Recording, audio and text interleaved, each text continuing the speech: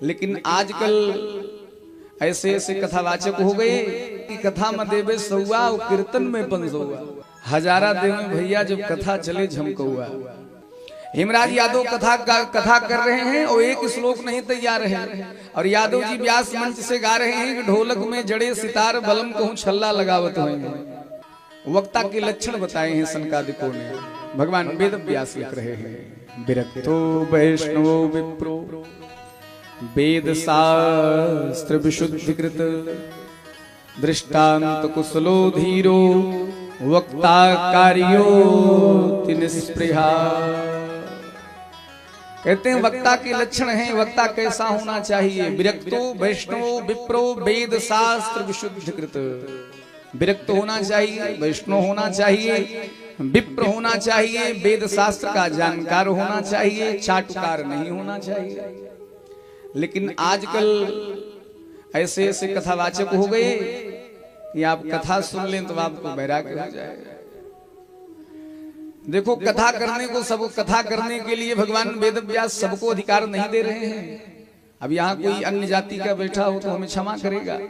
आजकल हेमराज यादव कथा गा रहे हैं तो कहीं गोल्डी शास्त्री कथा गा रही है, तो कहीं ये यादव जी कथा गा रहे हैं, तो कहीं वो गुप्ता जी कथा गा रहे हैं।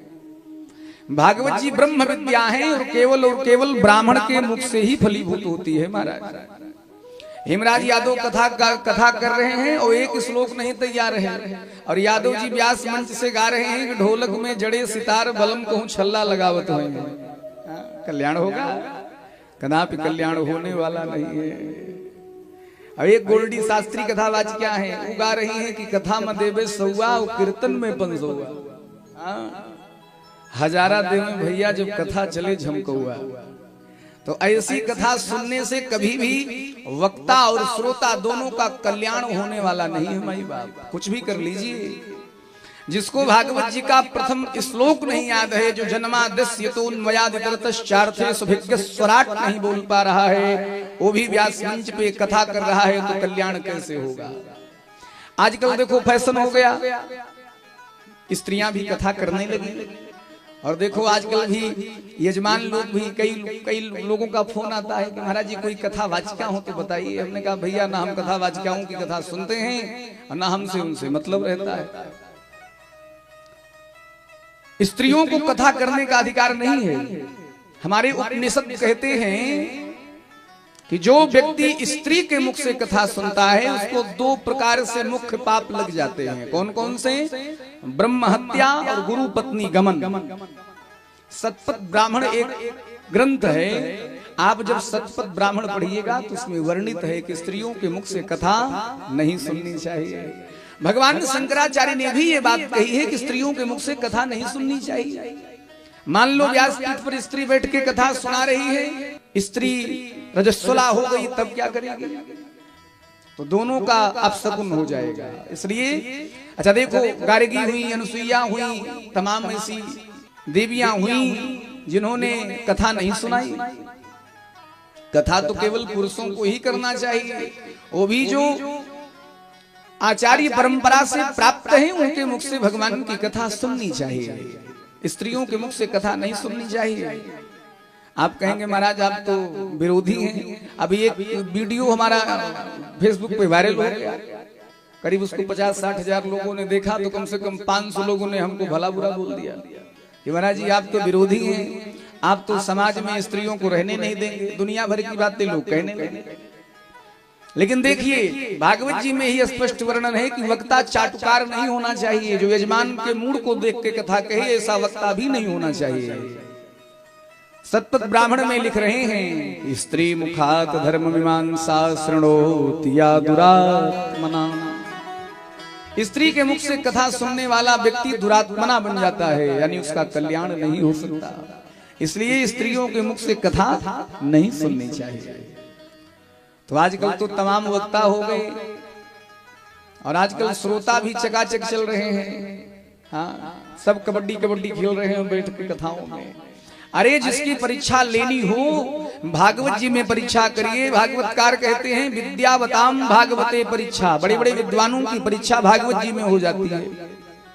और जो जिसको देखो वही भागवत का कथा कह रहा है। सब लोग तो खेल समझ लिए भागवत जी को।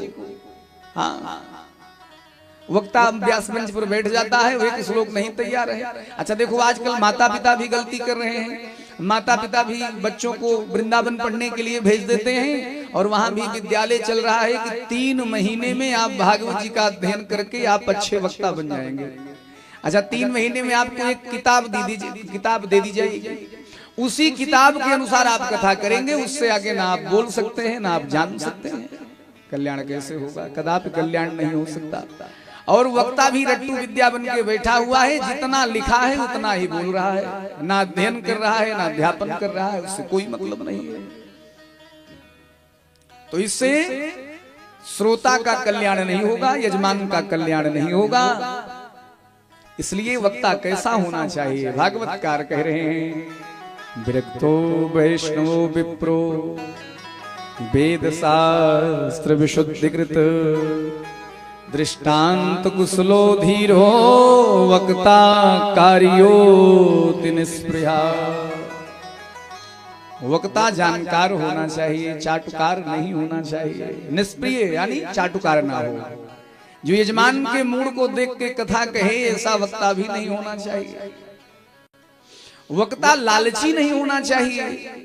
पता लगे यजमान देता जाए देता जाए देता जाए और महाराज जी का मन ही ना भरे, अरे और मिल जाए और मिल जाए और मिल जाए, ऐसा वक्ता भी नहीं होना चाहिए। जो शास्त्र के सिद्धांत को स्पष्ट तरीके से कह सके, ऐसा वक्ता होना चाहिए। जिसकी मति स्थिर ना हो, भ्रमित हो, वो दूसरों का कल्याण कैसे कर सकता है महाराज? इसलिए एक पंथ, एक ग्रंथ, एक कंथ, एक संत का होना चाहिए। जो परंपरा से आचार्य वृंद प्राप्त हैं, उनसे भगवान की कथा सुननी चाहिए, क्योंकि ये ब्रह्म विद्या है और केवल ब्राह्मण के मुख से ही फलीभूत होती है महाराज। कथा वक्ता जब व्यास पीठ पर बैठे, तो भागवतकार कह रहे हैं, कथा वक्ता जब व्यास पीठ पर विराजमान हो जाए तो उसके अंदर भगवान सुखदेव का दर्शन करना चाहिए। क्योंकि प्रतिष्ठित होने के बाद मूर्ति पत्थर की नहीं रहती, मूर्ति में भगवान का वास हो जाता है। जब तक शिल्पकार के यहाँ मूर्ति है तब तक वो पत्थर की मूर्ति है, लेकिन वही मूर्ति जब मंदिर में बिठा दिया जाता है तो लोग उसकी पूजा अर्चना वंदना करने लगते हैं। वक्ता जब व्यासपीठ पर विराजमान हो जाए तो उसके अंदर केवल और केवल भगवान का ही दर्शन करना चाहिए, इस भाव से उसका पूजन करना चाहिए।